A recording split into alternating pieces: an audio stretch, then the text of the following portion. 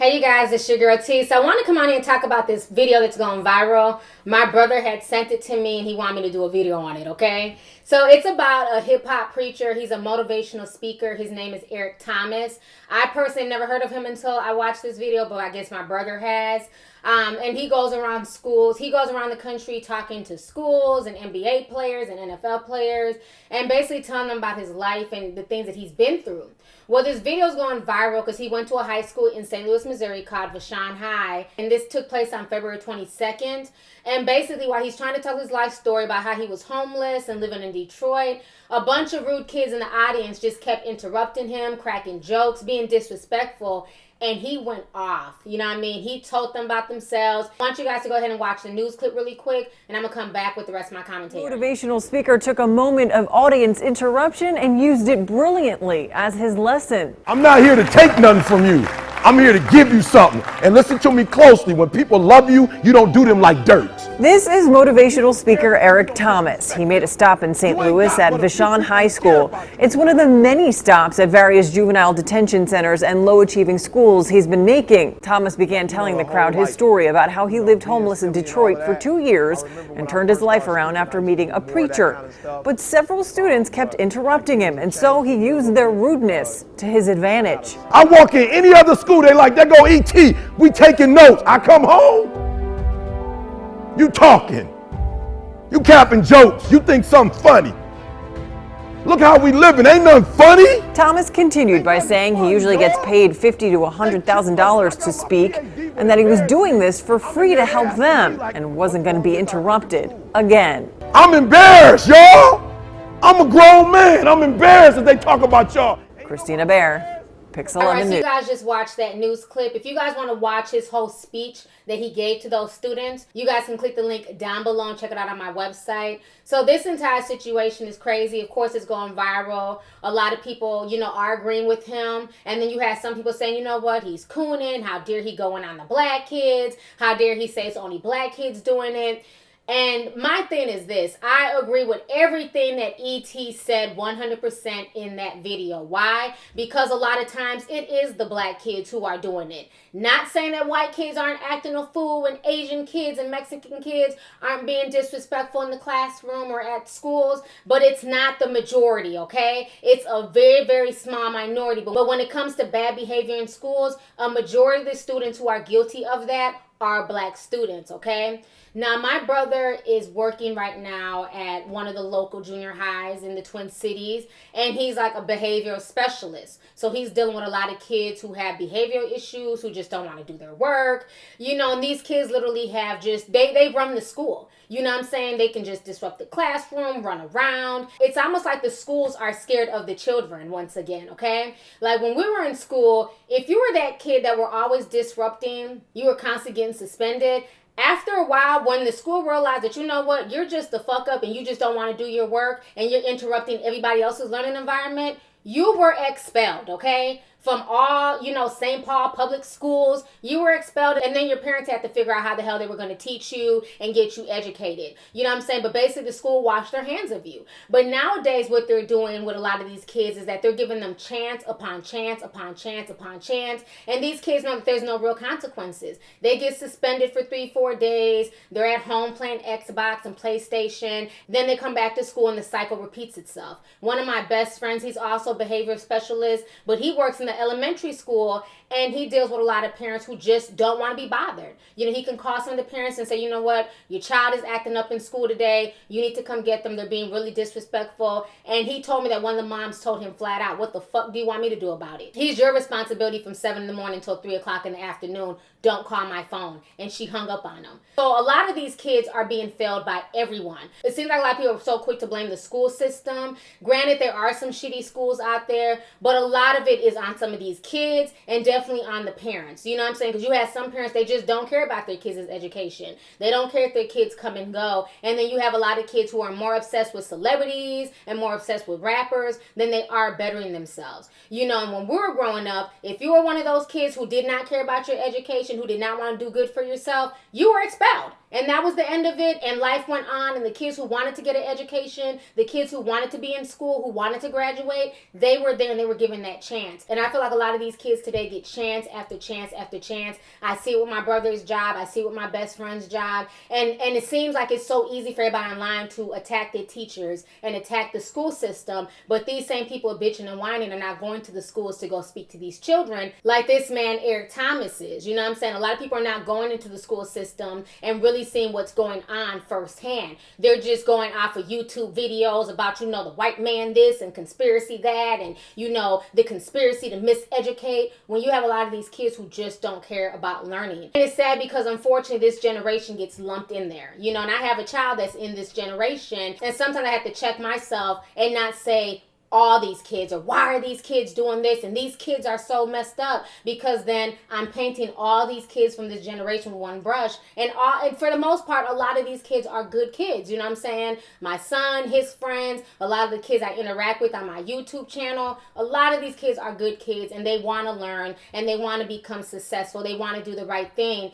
But there's so much pressure on these children. And in the world that we live in, good is bad and bad is good. The media would rather sit there and promote people like Kim Kardashian and Amber Rose opposed to promoting people of more substance. You know what I'm saying? So these kids get a lot of mixed messages. They don't even know when to take things seriously anymore. And it's just really sad. And I feel like this next generation of kids that are going out into the real world once they get up out of school, they're just not being prepared because they're not taking anything seriously. I have nephews who have graduated, they've been out of high school now, 2, 3, 4 years, and they've accomplished jack shit. They haven't done anything.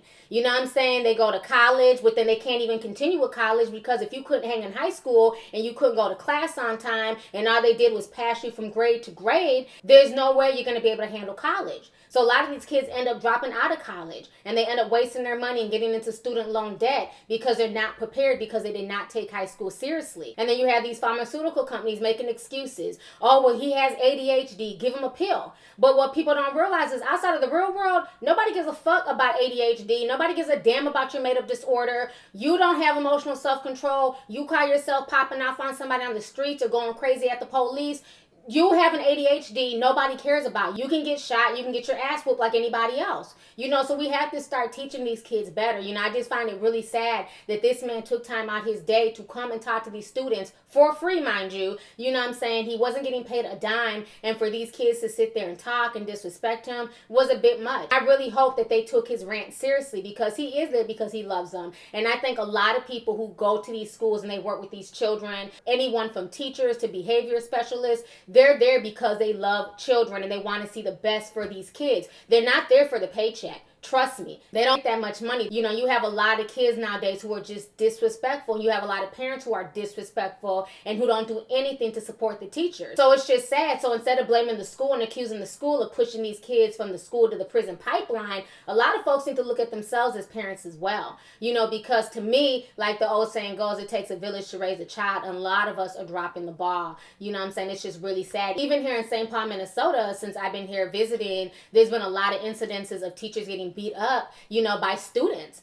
Back in the day, you just didn't have that. It's one thing to fight another student, but you rarely had teachers and students having all these conflicts and students being so bold where they think they can just attack a teacher. Right now, a teacher at one of my old high schools is currently suing the school district because, this person was beat up by a 16-year-old student, ended up blacked out and had a concussion. 16-year-old St. Paul student is accused of body slamming and choking his high school teacher. It happened Friday at Central High School. The Ramsey County Attorney's Office charged Fonte O'Bannon with felony third-degree assault. O'Bannon allegedly slammed the teacher into a cafeteria table and chair when the teacher tried intervening in a fight.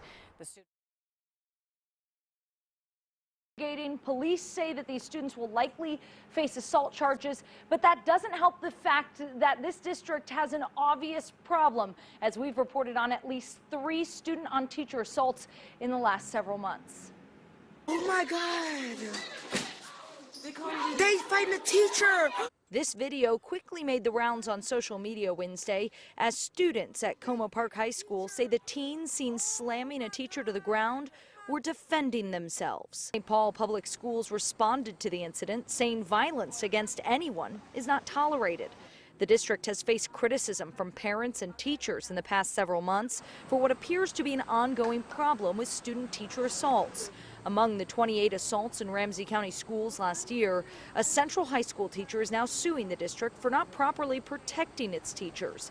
He suffered a traumatic brain injury after getting slammed against a wall and choked. It is a big problem. It shouldn't be happening. Bridget Clemens has 4 children in St. Paul Public Schools. She says she's astounded by the disrespect and behavior issues. When we were growing up, it was just like you automatically respected your elders or authority figures or something like that. You didn't even think about trying to talk back or even, put your hands on. St. Paul police say an officer responded to the high school and interviewed the 2 students involved in Wednesday's incident. They weren't taken into custody, but police say they likely will be charged with assault. The district will not be releasing the name of the teacher. Police tell us that his co-workers did take him to Regions Hospital today to be examined. Reporting live in St. Paul, Courtney Godfrey, Fox 9. Teachers should not have to fear going to school. They should be provided with safety just like students. And you have too many kids out here who are just being flat out disrespectful, bringing guns to school, drugs to school. The whole situation is just really, really crazy. And it's really scary to see where this next generation of kids will be because they're not taking anything serious. Like he said, these rappers come and they take from y'all. They put on a show and y'all go and support them. But are they really coming to school y'all and put y'all up on game? A lot of them aren't. I'm not saying that no rappers aren't, but a lot of them are not. So I just find this just really sad, but this is a majority of the schools around the country, especially if these schools are in minority areas or they're heavily populated with black students. And people can get mad at him all they want to and call him a coon and all that other stuff. To me, that's just a bunch of deflection and that's a bunch of excuses. Everything that man was saying was the truth. It's too many black students out here disrespecting their teachers, disrespecting the learning environment. A while back I had posted that video of that student smoking in the classroom and blowing smoke in the teacher's face, and he ended up being arrested by the police, as he should have.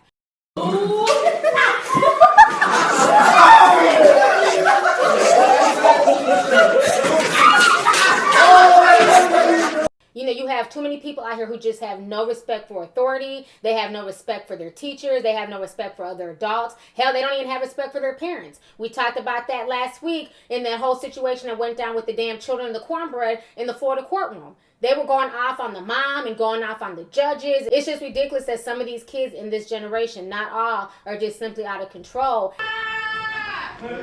A Broward County courtroom turned into a circus Tuesday. What was supposed to be a serious situation was met with laughing, smiling, kicking, cursing, and outbursts. Just one day after police say 14 suspects led them on a multi-city chase. Get that off me, what the The end result, more individuals being taken into custody. Get the cameras over. Hush your mouth, I said it. At the hearing for 15-year-old Maurice Thomas, the suspected driver, and 15-year-old Thomas Butler, seen here smiling for our cameras, the pair seemed to show up to show out in front of a judge. They're already accused of stealing cars and running from police. Also, the 4 suspects are wanted for crimes in Broward, Palm Beach, and Martin counties.